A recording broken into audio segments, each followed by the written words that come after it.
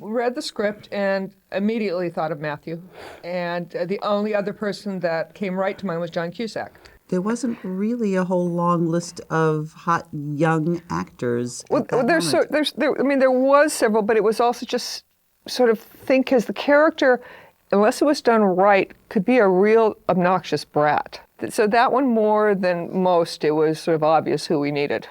I got the script. It was just a normal. It got sent to me. I was doing Biloxi Blues on Broadway at the time, and I was a little bit concerned about, was I doing this, repeating myself too much? It was only, I'd only been an actor for 5 years or 4 years, but if I had any hesitation, it was that, was I being typecast or something? I had played sort of this charming Neil Simon character, but it was really so different.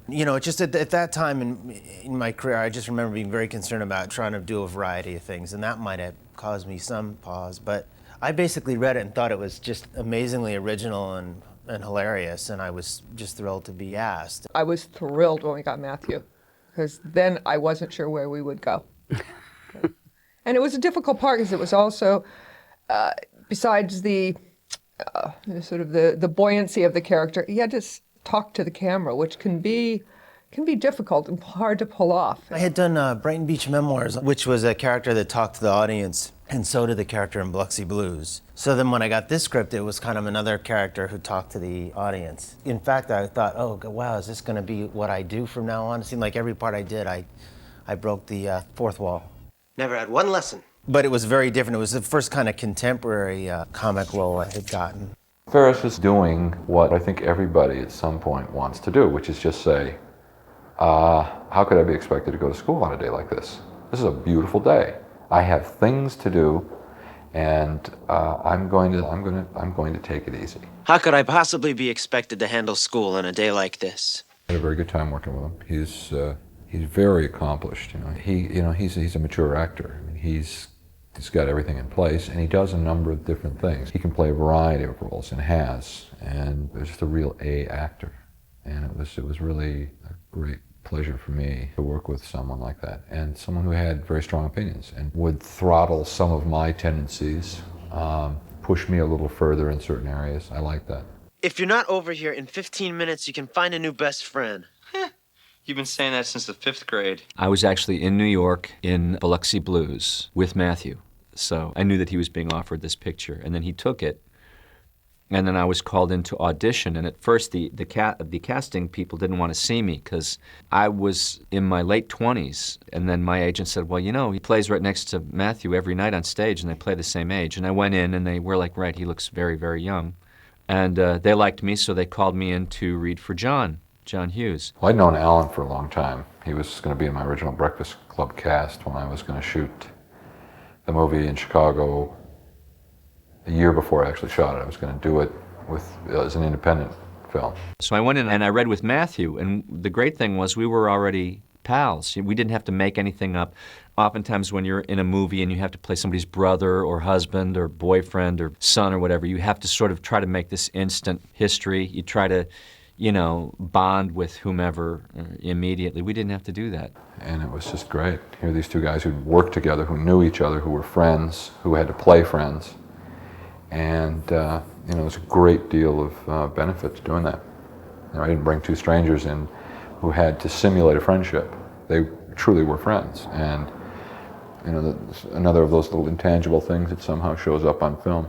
I do know, however, that I think before they asked me to do it, I'm pretty sure that they asked Emilio Estevez, and I heard Anthony Michael Hall too. They asked him to do it, and I don't know about Anthony Michael Hall, but Emilio was like, I don't want to do that, So I'm eternally grateful. Every time I see him, I just say thanks, for taking the big pass.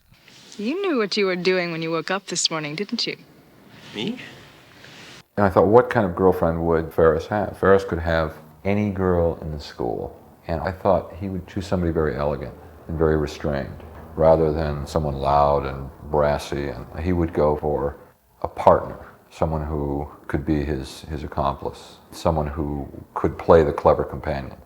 Sloane is the ground between Cameron and Ferris, because Ferris is, on the one hand, a man who can do no wrong. He can talk his way out of any situation, and then Cameron is totally neurotic and can't deal with anything at all. And I think Sloane is more realistic, more true to life, I think. You know, I mean, nobody is like Ferris Bueller, and hopefully no one's really like Cameron, because it would be very sad. But I think Sloane is a very grounded person. And I think that's why Ferris loves her, because you always need some kind of foundation. I think Sloane is Ferris's foundation. I like Mia very much. She just graduated high school, so it was all very familiar territory to her. She was the age of her character. We screen tested a handful of girls for that, and I think Mia, she was really quite new. It was, one of those, meet a bunch of people, and she was a beautiful girl, had a great quality, sophistication, and got the part. I think John just fell in love with her. Mm-hmm. Mia looked like the right fit, as I recall. I think they had cast Alan and me at that point, and then Mia seemed to make the trio, because it was really kind of a trio. That triangle, I was making a boy, his girlfriend, and his best friend. It's this classic third wheel situation, which I was always in. I always had me, my girlfriend, who is now my wife, and some guy in the back seat saying, "What are we doing?" And my wife was always very, very close with those guys, because she was the shoulder that they cried on. And I was always very fond of that triangle. I play a girl named Jeannie Bueller, and it's Ferris Bueller's sister. Jeannie's 1 year younger than he is, and is very much overshadowed by him, feels very frustrated. She's just like a ball of frustration and anger, the way, a lot of siblings are when one of two gets a lot of attention, and Ferris gets tons of attention and gets away with murder, and she just can't get away with anything, and she just alienates people because she's so angry and frustrated. She just keeps people, people just think she's a creep. And then Jennifer Grey. We met her in New York. When she walked into the audition, she was Jeannie. She walked in as Jeannie. It was kind of also, it was almost like, well, this is it. Well, I was, hadn't done much.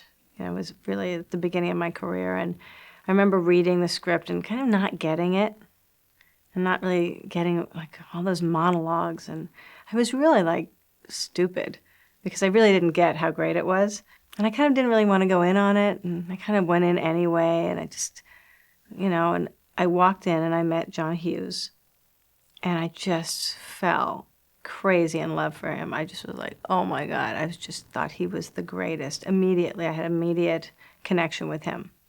And all of a sudden I was like, well, let's see what there is here. I would never play somebody as an asshole. I would always play somebody who is just so unfairly treated, who it just is livid, because it's just not fair that he should get away with everything and I get away with nothing. I mean, that everyone can relate to that. And I think if you're coming from, she's really in pain. Jeannie Bueller is in, a whole world of pain. So it's not like she's just trying to make people miserable everywhere she goes. She can barely contain her grief about her life. We had our hatred moments too, but yeah, she's great in the movie. She's so unflinching in her fury at her brother. Well, hate really does look like love. And I think that it's, if you really want to look like you love someone in a movie, really hate them. I think that that's also a really effective way to get there. Sometimes love doesn't look as passionate as hate. When I first read the script, I thought it was really a wonderful script. And my agent said, "You'll love this movie." So I read it and I said, "Yeah, it's really well written." She said, "This is going to be a big hit." And I said, "Well, okay." So I went to see John over at Paramount. And I didn't realize that I'd known him before. And then of course I connected and went, "Oh God, yeah." And I loved him. I thought, as a matter of fact, to this day, I think John Hughes is probably the best director that I've ever worked with. He was one of those people that was so encouraging of what I did. We were all cast. There was Matthew and and Alan and all these people, and we were at Paramount. And so we all were in a room that sort of assembled around couches like this, and they were interviewing some other characters, and one was the wife. And Cindy came in and just fumbled everything. She couldn't get the phone, and she was trying to make everything work, and everybody was just hysterical laughing at her. Lyman, my Mr. Bueller, who became my husband in real life, was in there. He was reading with me. And it was this horrible, actually I think it was the 9 times scene on the phone with the principal. This is all news to me. Usually is. So far this semester, he has been absent 9 times. 9 times? 9 times. I don't remember him being sick 9 times. So I picked up this phone, and there was some horrible sound on the other end, like something really horrific, which made me completely lose my concentration. So I did this terrible audition scene, and the minute it was over, the scene was over and I hung up, I don't know what I did to this day, but I had some reaction to what had happened to me that they all just cracked up laughing, and it was obviously the essence of what Mrs. Bueller was because I got the role. And when she left, we went, of course. I mean, there is one guy in this movie who is the authority figure, who really regards Ferris' absence as like a personal affront. I did not achieve this position in life by having some snot-nosed punk leave my cheese out in the wind. You know, he really personalizes this thing and goes out. Basically, he's afraid that he's going to lose control of the student body because this kid is obviously more popular than he is and has more influence over the students than he does. Well, Jeffrey is kind of the star of that movie in a way. I mean, he's the other side of all the fun that we're having. You know, he has a way with a kind of pretentious principal who thinks he's, you know, he thinks things in his life and his job and his secretary are very important. Ed was pretty much of a paper tiger.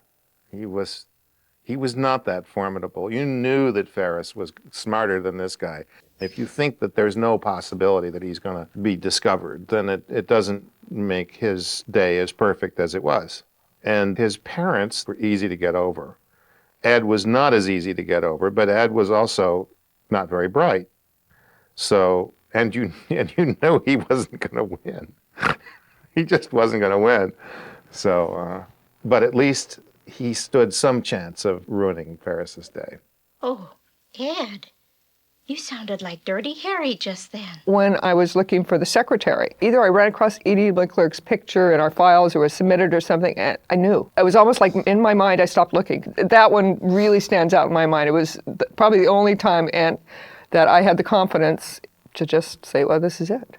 I came in on a regular call. It was a school secretary.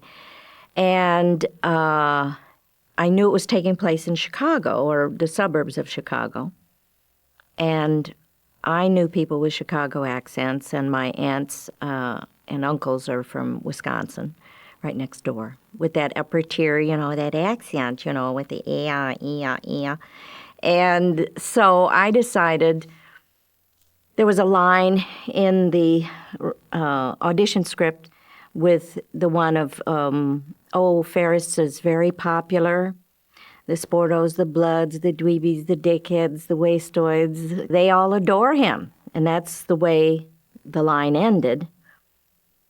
And I thought it would be funny to hear in the Chicago accent, they think he's a righteous dude.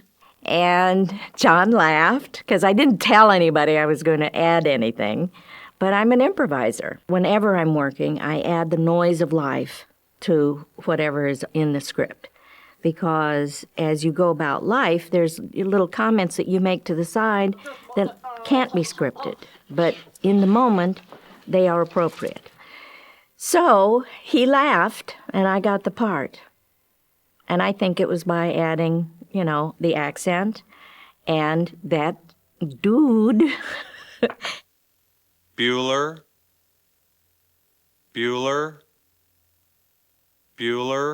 Ben Stein was John Hughes. John knew him. John said, we're going to use Ben Stein. I had no idea who Ben Stein was. When time came to choose a teacher for Ferris Bueller's Day Off, they had several teachers.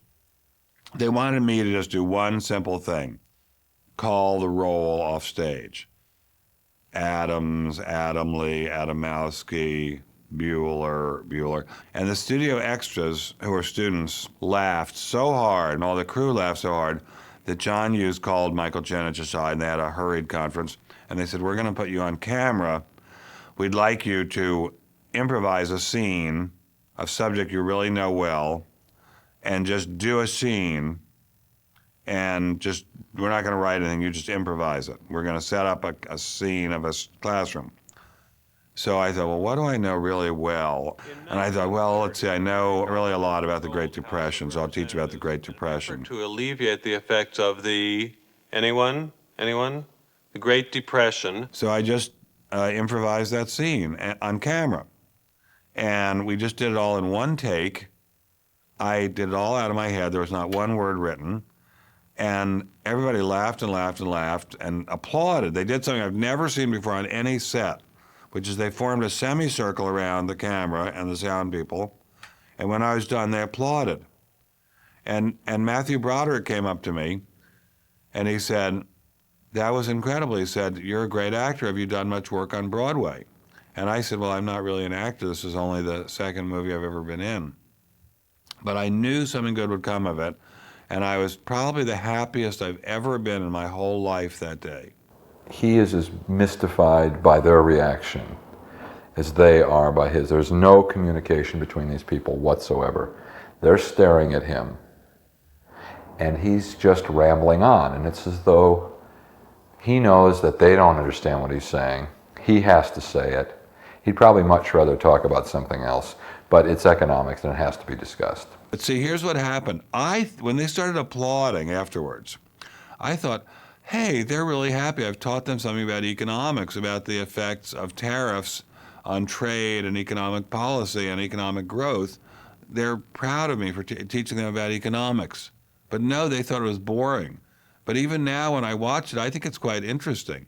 I had suggested Charlie for the movie because I'd done Red Dawn with him, and I thought he was really, I think Red Dawn was maybe his first movie.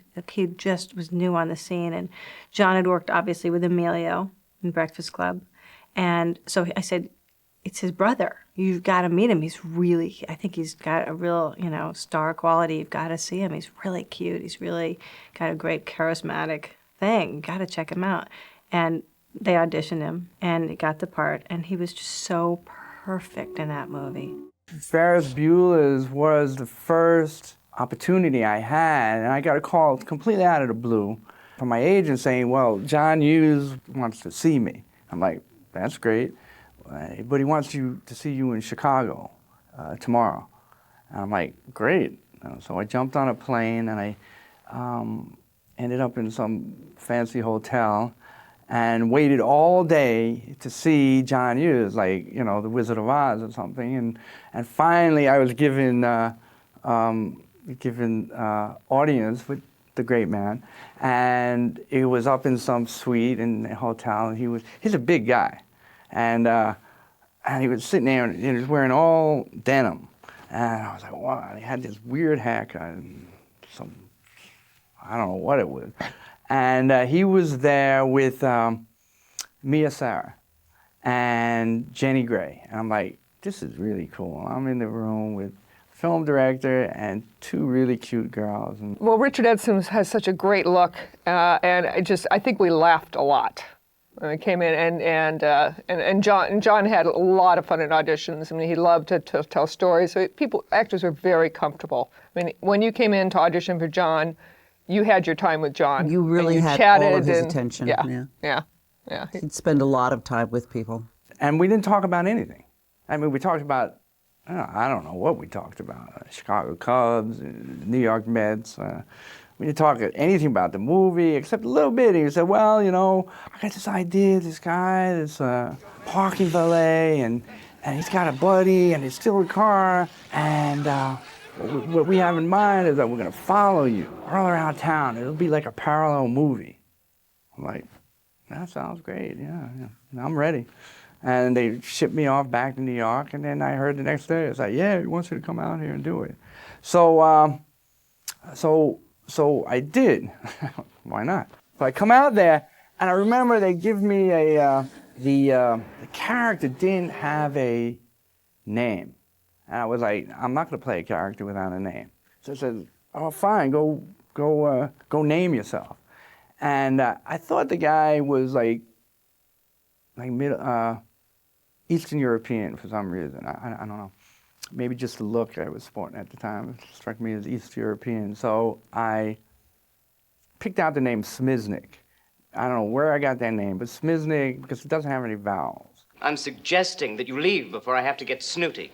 Snooty? Snotty. Snotty? I'd started to write. I was doing stand-up comedy with a partner, Jim Vallely. We were the Funny Boys.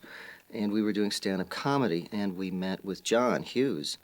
And we were going to try to sell him an idea and pitch him a movie. And we just would sort of hang out with him and started to talk, and it came up that he was doing this. And he said, well, you want to play this part, or you want to be this guy? And I was like, okay, sure. And so I got to do it. I've had enough of this horsing around. Give me the phone back. You touch me, I yell rat. I hate him.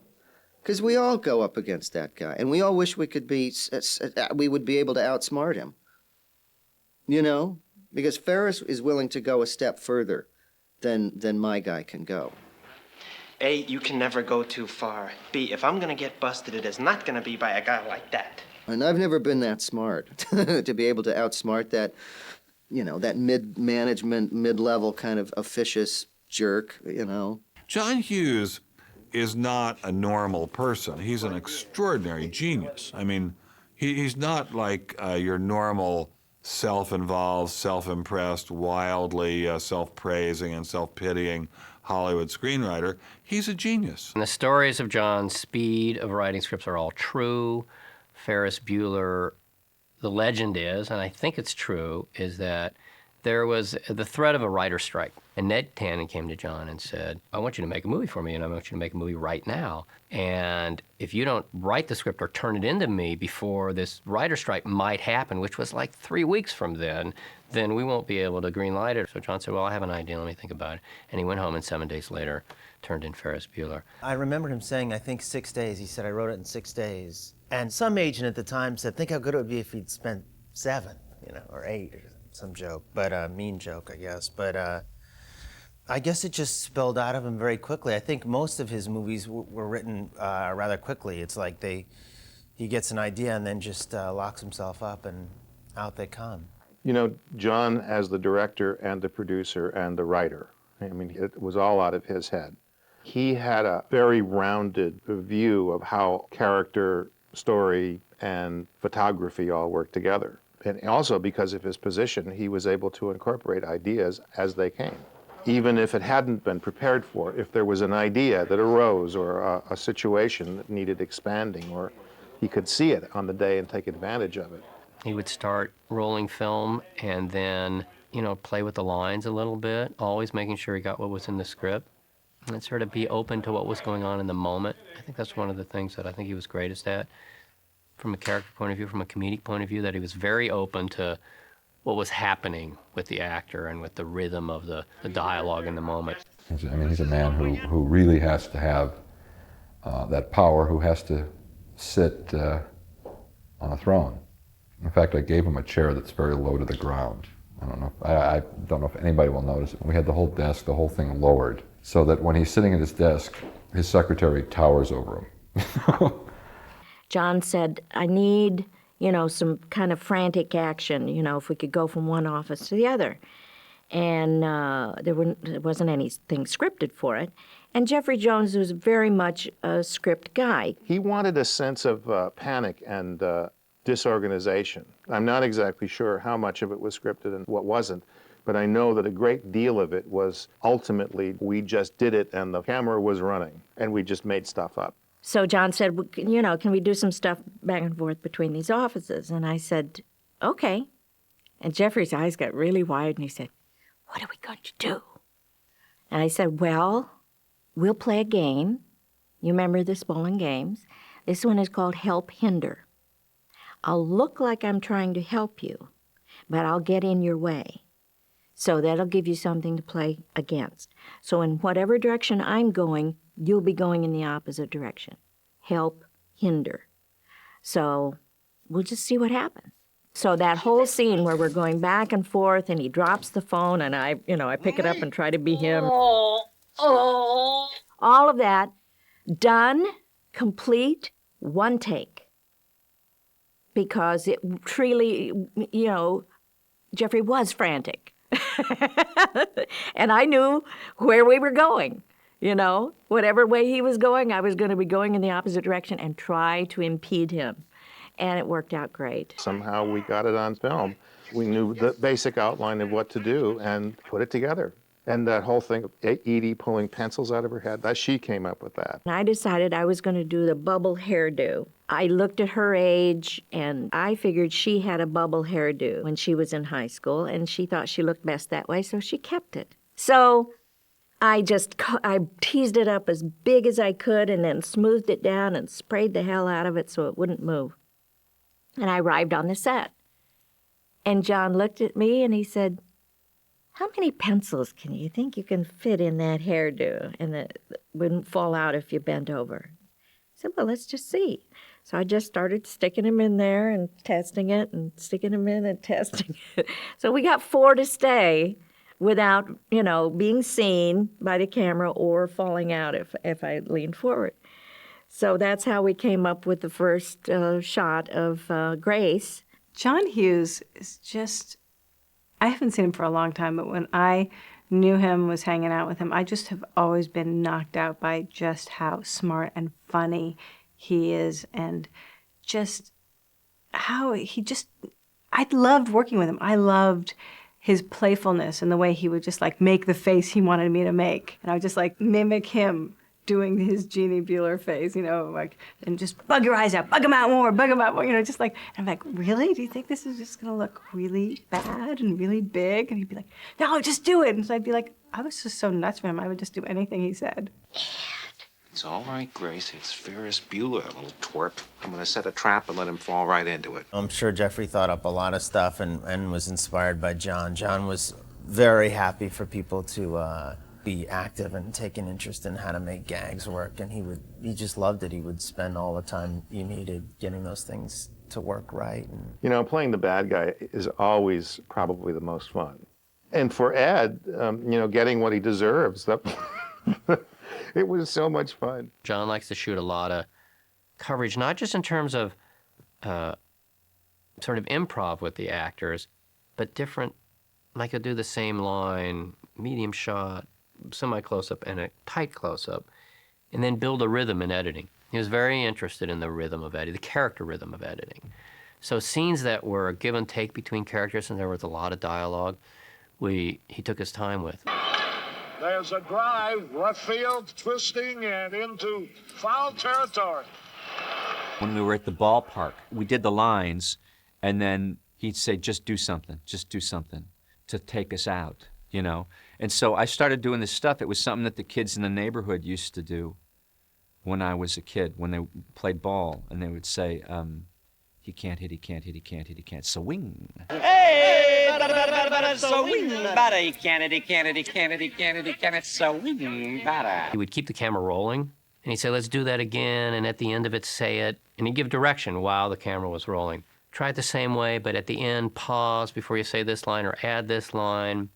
So the editor had a lot to work with. A lot of that stuff is done in editing too. It's so nicely edited. The triple kick that Jennifer does on Jeffrey, those are just happen later. That's John. And I kiss Mia when Jeffrey is watching from the school. And that's a whole editing trick. That was just a brief kiss, and it's turned into that long. That's all Paul Hirsch. So a lot of that movie was really polished up in post. It's a beautiful job putting it all together, I think. That car at that time was worth about $350,000. Now it's over $1 million. So we couldn't even afford the rental, because if we rented the real car, the insurance to just have the car sit still on a movie set, nobody drives it, nobody does anything, it just sits still. The insurance was astronomical, so there was no way they could afford it. So we had these kit cars that were fiberglass bodies over a Mustang chassis. And so these cars were a headache because they just didn't, they had little gremlins in them. They didn't want to work right. There were 3 of them. There was one that we rode around in, and then there was one that was souped up for the stunt guys and had like a heavy-duty suspension and a bigger engine. And there was the one that was just a shell. It was just wheels and a body that went out the window. There's one little scene where we go back to the garage after we've had our big day, We pick up the car, and so we're doing a bit of the scene, and the car comes around the corner, and then we pay the guy or something, so he turns the car off, and then we say goodbye, and we turn the car on, and we go. Well, we would do our little scene, he would come around the corner and turn the car off. We'd do our little bit of dialogue and go to turn it on, and it wouldn't start. It wouldn't start. We did this like 12 times in a row. In the sort of Cameron climactic scene where he goes crazy on his dad's car, which was in a location in Highland Park over a ravine, again, I think we had 3 days scheduled to shoot. It was a lot of dialogue. It was a big scene. It was complicated. And I think it took us 6 days to shoot, but it's an amazing sequence. They had a very elaborate setup to send this thing out the window. They had a pulley system. There was a cable attached to the car, and it went around a pulley and then out through some other pulleys, out the driveway, down the street, around the corner, down the block, and it was attached to a pickup truck, like a tow truck. And so when I lean against the car and it starts to go, 2 blocks away or whatever, the truck took off and so shot that thing like a cop, and it crashed through the glass. And then they were a little concerned because when it went down, and they had all these cameras running at the same, I can't remember how many cameras they had shooting that thing in slow motion and everything, you know. When it went out, when it crashed, the fiberglass, when fiberglass breaks, it tends to rip. And so a little piece ripped on the hood, and then they were very scared because it's supposed to be an aluminum body, and then everyone would know it was, you know, not a real Ferrari. So, but they did something. They did some artful placing of branches and, you know, debris on top of it. Nobody, you can't tell. When I was shooting a parade sequence in Chicago, commandeering a parade in the center of the city and tying up traffic and putting Matthew on a float and having him sing Twist and Shout for 10,000 people.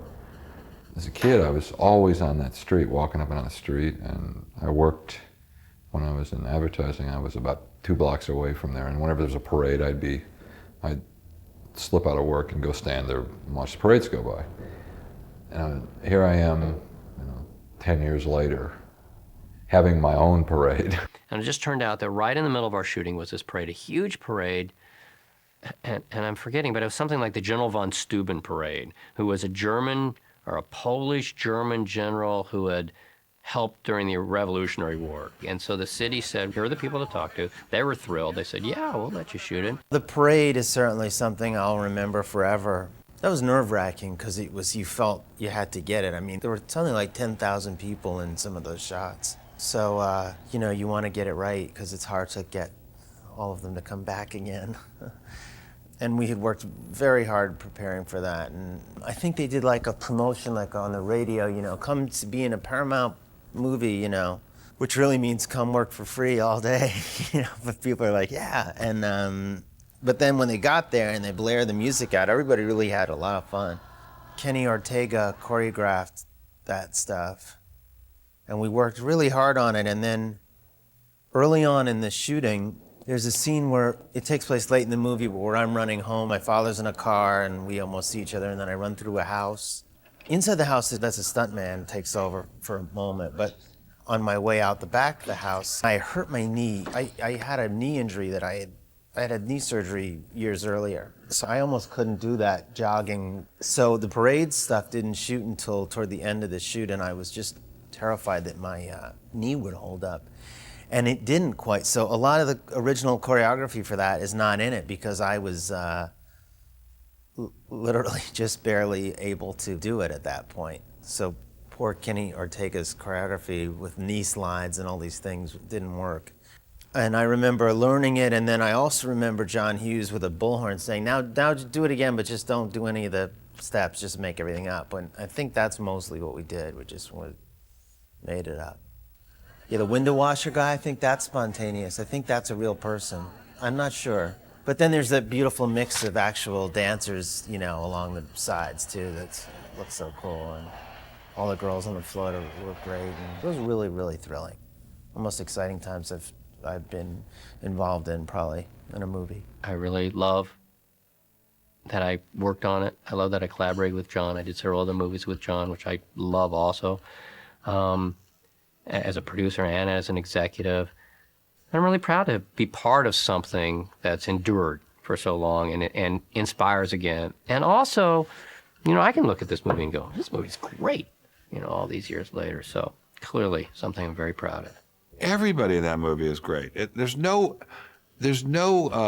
fluke about it. It was cast brilliantly, written brilliantly, directed brilliantly, and it appeals to the very most basic part of the human spirit, which is to be free, to be able to do what one wants, to have a day off and get away with it. Yep. I said it before and I'll say it again. Life moves pretty fast. You don't stop and look around once in a while, you could miss it.